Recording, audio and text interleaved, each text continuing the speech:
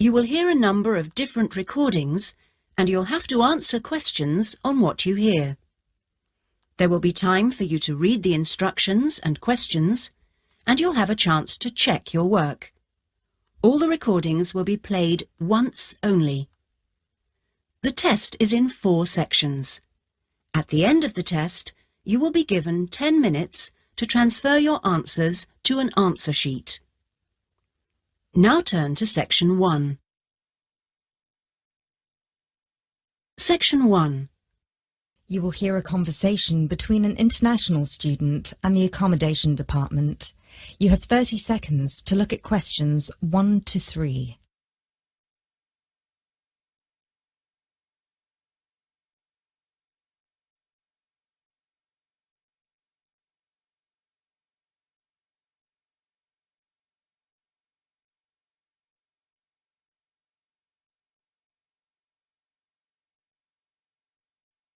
Hello, accommodation department. How can I help you? Do you look after accommodation for international students? Yes, we look after accommodation for all the students. Good. I hope you can help me then. I've only just been accepted onto a postgraduate course, and I want to know if there is any accommodation available from this September. I know it's very short notice. Yes, it is rather late, but I'm sure we'll be able to find you something. First of all, can you give me your name and student number so that I can find you on the system? Sure. My name is Maria Teresa Gonzalez.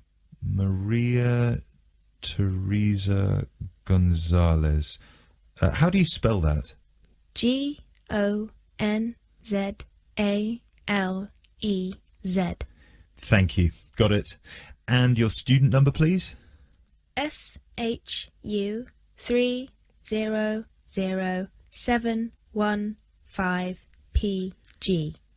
SHU 300715PG. Ah, here you are. Department of Modern Languages. Yes, that's me.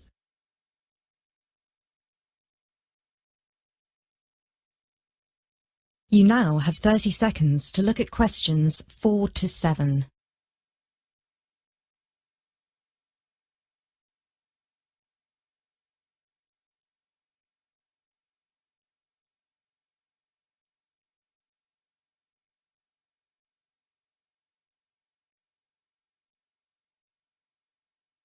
Okay, now there are several options for postgraduate students. Firstly, there is the Trigon. This is a new block near to the station and not far from the main campus. Accommodation is what we call cluster accommodation. What does that mean? There's a small group of rooms, usually 6, each with its own bathroom clustered around a lounge kitchen area which is shared. Oh, I see. That sounds good. They are very popular. The price for these is £99 per week, and we do have some availability left. However, for postgraduate students, there are other options. And what are they? There's another apartment block called The Cube, located near the west gate of the campus. Accommodation there is in 1 or 2 bedroom self-contained flats.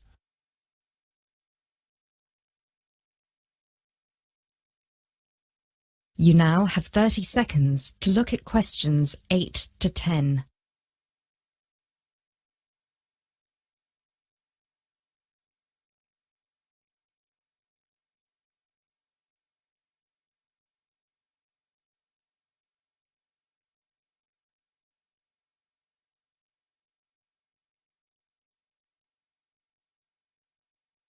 So, the cube is self-contained? How does that work? Well, basically, they're just like ordinary apartments. Each apartment has 1 or 2 study bedrooms with ensuite bathroom, a lounge and a kitchen. And what is the price of those? For the 1 bedroom, it is £180 per week, and for the 2 bedroom, it is £110 per week for each person. And can I choose who I share with? If you have a friend and you would like to share with them, of course, we can reserve a 2-bedroom apartment for you both. Otherwise, you just have to share with whoever else is there. Obviously, it will be another woman. I will have to think about this. Do I have to make a decision now? No, but we don't have much accommodation left, so I can't guarantee that there will still be availability if you leave it too long. Yes, that's fair. I have a friend in the management department who might like to share. I will speak with her and get back to you this afternoon. Okay, fine. Do let us know as soon as you can. I will do.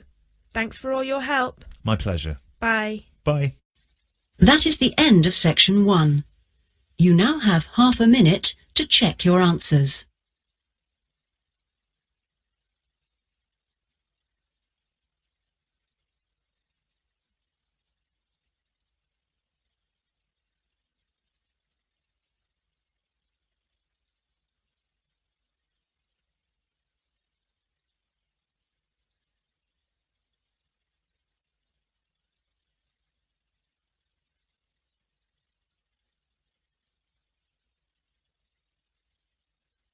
Now turn to section 2. Section 2. You will hear a speech given by the head of a company to some new employees. You have 30 seconds to look at questions 11 to 16.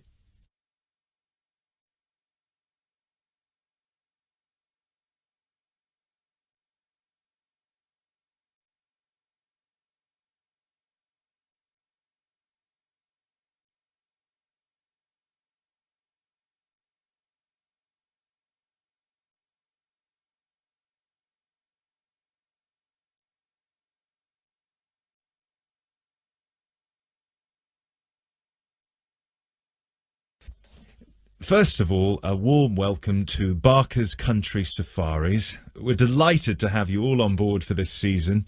I know you've all been told a bit about the company when you had your job interview, but I thought it would be worth telling you a bit more about ourselves.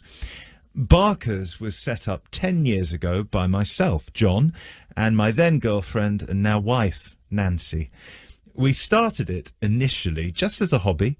We felt that there was a good opportunity to share our love of the countryside in this part of the world with the many visitors who come here. As you know, most people come for the beaches in the summer, but there is so much more to the region, and this is what we wanted to exploit.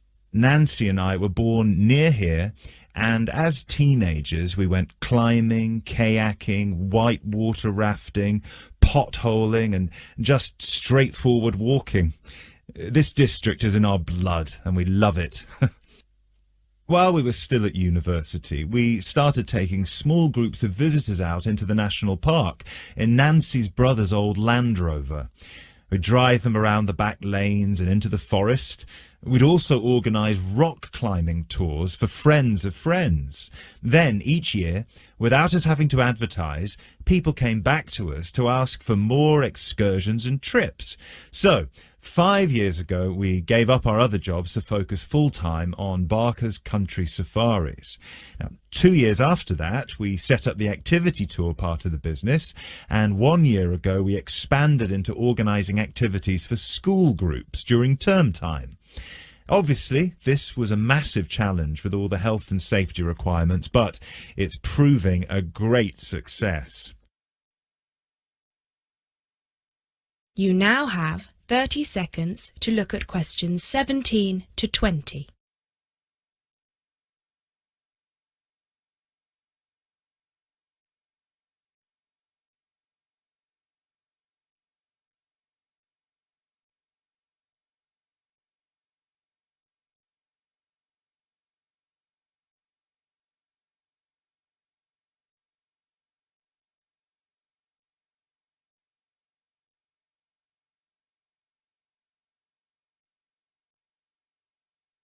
Anyway, we'll certainly not be dealing with school parties during the summer holidays.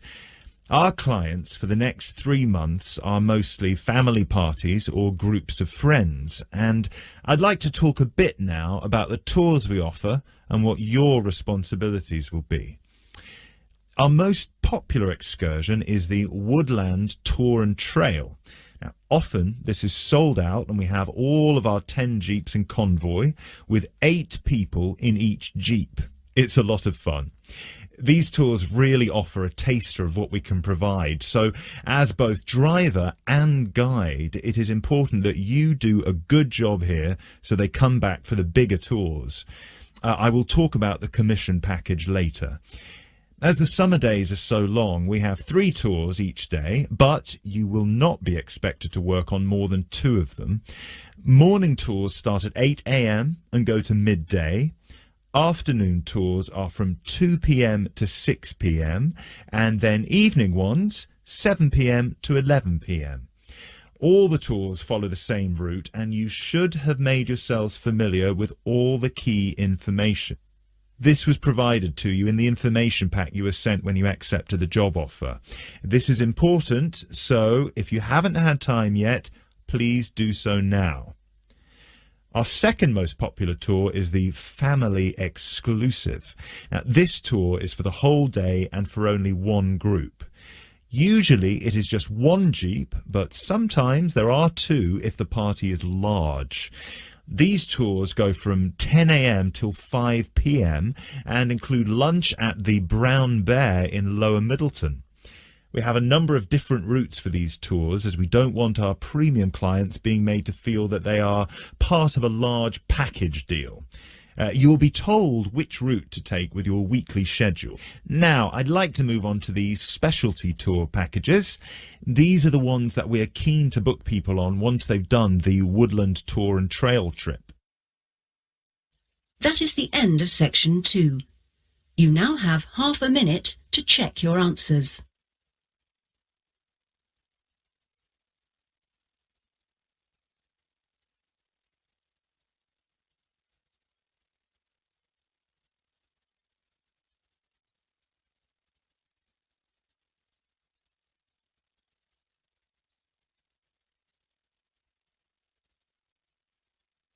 Now turn to section 3. Section 3. You will hear a conversation between 2 students who will discuss a project they're working on together. You have 30 seconds to look at questions 21 to 27.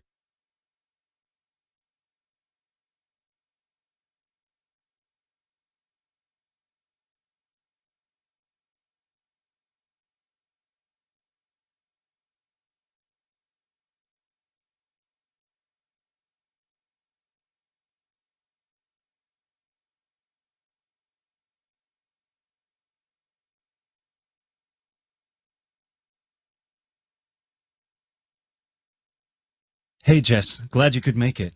We've got a lot to discuss. Hi, Matt. Yes, sorry I'm a bit late. I did bring all my notes with me. Yes, me too. Where shall we start? Well, I think it would be a good idea to clarify our objectives just one more time. Yes, good idea. Okay, here we are. We need to record, photograph, and identify the plant species in 10 1-square-meter plots. Does it say anything about where these plots should be and how they should be laid out? Ah, here it is. It says that all the plots need to be no more than 10 meters apart.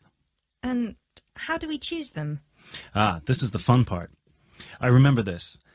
Here we are. Make a 1-meter square frame using bamboo sticks available from the department stores. Yes, we've already done that. I know, I'm just reading the whole section. Okay. One person stands roughly in the middle of the chosen area and throws the frame. The other person uses a tape to mark out the square where the frame landed and returns frame to thrower. The thrower then turns a few degrees on the spot and throws again. The thrower must turn slightly after each throw and vary the force of the throw until after the 10th throw they are pointing in almost the same direction as the first. That sounds a bit complicated. That's only because it's all in writing.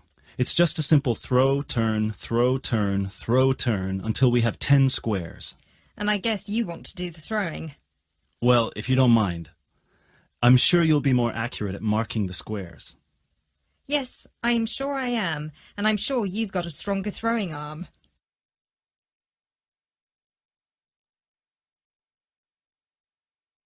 You now have 30 seconds to look at questions 28 to 30.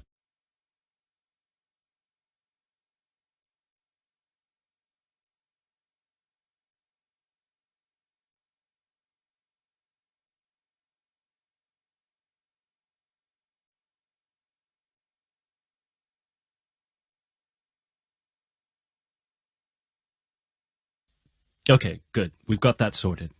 Now we need to decide where to go. Yes, I've been thinking about that and I've brought the map. Ah, well done. I forgot mine. Now, I've identified 3 possible locations, but they've all got some disadvantages. Okay, fire away. Well, the area around this lowland marsh could be interesting. There'll be a lot of interesting water plants here. Looks good, but what's the problem? Mainly that it's already a designated nature reserve, and I think there's already been a lot of research done here. Ah, I see. Well, I'd rather do something that's new and can be useful. I agree. That's why I identified this area further west. See, here, behind the beach. Oh yes, I see. That area there, where it's flat, but quite high. Exactly. If you look a bit further inland, you'll see that there are hills which will protect that area from strong north winds. I see. Excellent. But what's the problem? Just that it may not be very interesting. We know that the geology there is not conducive to a wide variety of plants. I agree. So what's your last idea? Well, I think this one is a bit of a winner, although I did want to show you the other 2. Look up here on the north coast. Where? See this bay? Well, I know that there's been quite a lot of studies done here, but a bit further to the east, behind this headland. No one has ever looked at that. Well, I certainly couldn't see any studies. That is interesting. And the plant life could be a bit different because of the shelter from the wind the headland provides. Exactly. Brilliant, Jessica. That's a great idea. We'll go there. Thanks. Now all we have to decide is when is a good time. That is the end of section 3. You now have half a minute to check your answers.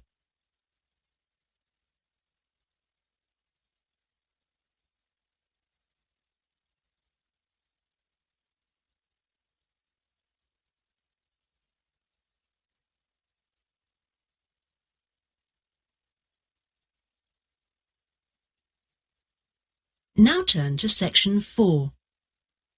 Section 4. You will hear a lecture about geotourism. You have 30 seconds to look at questions 31 to 34.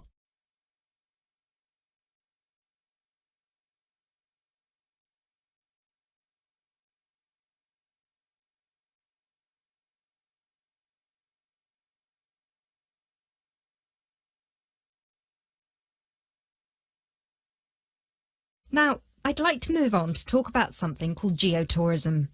Geotourism is very basically leveraging the benefits of tourism for local communities. I would just like to give you a couple of statistics which are very illustrative of the current situation with regard to young travellers and international tourism.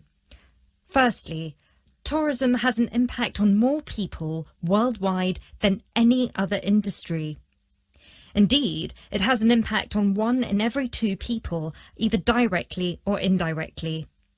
The second statistic is that in global tourism, there is a 97% economic leakage. This means that if you spend £100 on going on holiday, normally only £3 of that money will actually reach the people who are giving you the services and the accommodation, for example, in the destination. If you put these 2 figures together, you can understand why some of the regions of the world which have very high levels of tourism still have very high levels of poverty and huge developmental challenges. These countries have this massive industry demanding a huge number of services, but they are not seeing a fair reward for these services. Geotourism is about changing this.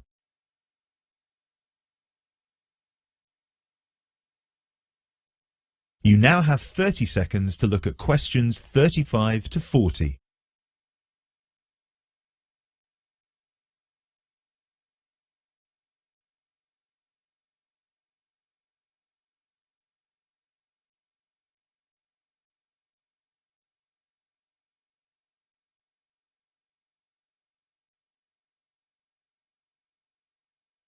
Projects are now being developed with financial organisations such as the World Bank.